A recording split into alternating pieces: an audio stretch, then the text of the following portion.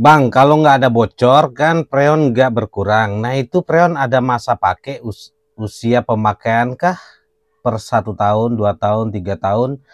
Istilahnya mau kuras isi freon baru gimana? Perlu dipakum. Itu siapa? AC freon itu nggak ada istilah expired, nggak ada istilah basi, nggak ada istilah wah udah 3 tahun, per tahun, 5 tahun, 6 tahun harus ganti, harus dikuras. Nggak ada guys. Makanya yang penting saat awal pemasangan itu harus dipasang sesuai prosedur yang benar, harus dipakum gitu.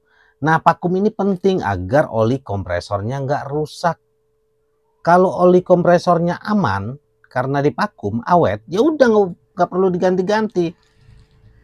AC teman-teman perlu dikuras, dipakum ulang, diplasing. Itu karena apa? Karena awal pemasangannya itu AC-nya dipasang asal-asalan oleh teknisinya, nggak dipakum. AC zaman sekarang itu pakai oli sintetis, makanya wajib dipakum. Kalau nggak dipakum nanti udara yang terjebak di dalam pipa AC itu akan berubah jadi uap air. Nah, uap air ini akan merusak oli sintetis ini. Reaksi oli sintetis dan air ini akan menimbulkan asam, menimbulkan kerusakan pada kompresor. Kenapa? Ya karena olinya rusak. Kan oli itu fungsinya untuk melumasi komponen mekanik yang ada di dalam kompresor itu. Efek nggak dipakum itu banyak guys. Kapiler bisa mampet, evaporator cepat kropos karena reaksi asam tadi.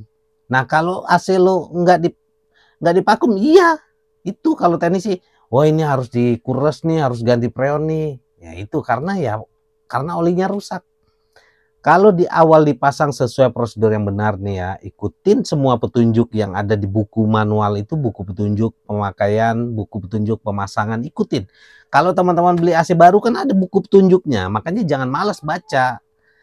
Di dalam kardus itu kan ada buku petunjuknya tuh. Semuanya udah jelas guys, wajib dipakum, tinggi dari indoor berapa, minimal panjang pipa berapa, udah ada, maksimal pipa berapa, udah ada. Semuanya itu udah dijelasin, cuma orang kita itu kadang-kadang males baca, akhirnya dimanfaatkan oleh oknum teknisi ini. Pasang asal-asalan, nggak dipakum. Kalau bagi teknisi sih nggak dipakum itu ya nggak ada ruginya memang bagi teknisi. Kalau kata teknisi udah aman, pakai paku manual, paku bodi, itu bahasa-bahasa teknisi. Ya iyalah kalau bagi teknisi karena semakin cepat AC orang rusak ya semakin menguntungkan bagi mereka. Yang jelas gini guys, gua pernah pakai AC 12 tahun ya, 12 tahun sampai gua pensiunkan itu sekalipun nggak pernah isi freon. Dan selama 12 tahun itu AC gua dingin, dingin, awet, nggak pernah bocor ya, karena gue pakai pipa tebal, dipasang sesuai prosedur yang benar. Gue pensiunkan itu bukan karena rusak, karena warnanya kuning, bodinya itu kuning guys, karena 12 tahun gitu. Nggak ada istilah freon basi, freon expired, setiap 1 tahun 2 tahun harus diganti, dikuras total, ganti oli, nggak ada. Tapi syaratnya ya di awal harus dipasang sesuai prosedur yang benar. Nah kalau bagi teknisi sih memang nggak bisa disalahin guys. Kalau pasang AC orang asal-asalan nggak dipakum itu memang nggak disalahin. Karena AC yang nggak dipakum itu butuh waktu untuk rusak. Nggak begitu dipasang nggak dipakum besokannya atau saat itu langsung rusak. Nggak, butuh waktu. AC yang nggak dipakum untuk rusak itu butuh waktu. Paling nggak 1 tahun 2 tahun baru berasa. Yang jelas sih AC yang dipakum sama nggak dipakum itu kinerjanya jauh lebih bagus yang dipakum pakai alat vakum khusus AC. Gitu guys. Jadi jangan mau kalau ada istilah freon basi, freon ini, freon ini. Ingat, makanya kalau beli AC itu belilah di toko AC yang recommended.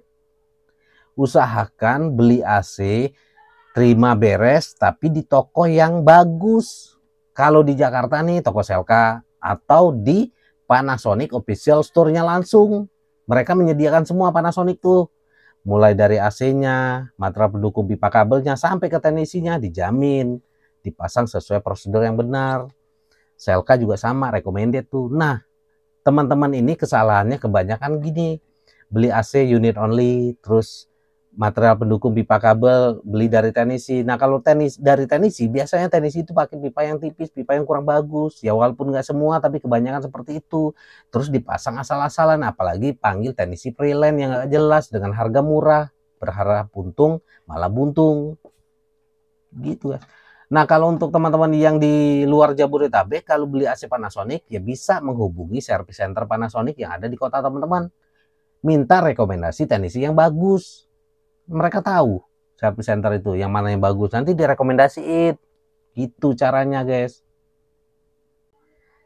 Ya lu belajar aja dari kulkas. Lu lihat di rumah lu punya kulkas kan, kulkas lu awet kan, nggak pernah bertahun-tahun nggak pernah isi freon. Sama guys, semua mesin pendingin yang pakai freon, yang pakai refrigeran itu prinsip dasar kerjanya sama semua. Mau itu AC rumah, kulkas, ice maker, AC gedung, AC mobil, semuanya sama. Kalau teknisi itu beda. Jangan mau. Pokoknya semua mesin pendingin yang pakai freon atau refrigeran itu cara kerjanya, prinsip dasar kerjanya sama semua. Yang membedakan cuma kelistrikannya aja. Kalau AC mobil ya listriknya dari mobil, kayak gitu doang. Teknik pendingin itu sederhana kok sebenarnya. Di AC itu cuma ada 4 komponen utama guys, 4 doang. Kompresor nih, kondenser. Kompresor itu yang tabung gede hitam di outdoor, itu kompresor namanya, itu jantungnya AC. Dia fungsinya untuk memompa dan nyedot freon. Terus ada yang kedua itu kondenser. Kondenser itu yang kisi-kisi di outdoor unit itu, yang mesin luar itu ada kisi-kisi di belakangnya itu. Nah, itu kondenser namanya. Lalu ada kapiler namanya. Setelah itu ada evaporator, kisi-kisi yang di indoor. Udah 4 itu doang. Freon ini hanya berputar di dalam 4 komponen utama ini. Kompresor, kondenser, kapiler, evaporator. Udah terus muter-muter gitu aja. Selama tidak ada kebocoran, nggak akan pernah habis, nggak akan pernah berkurang guys. Freon atau refrigeran itu hanya berputar di dalam sistem yang tertutup. Udah.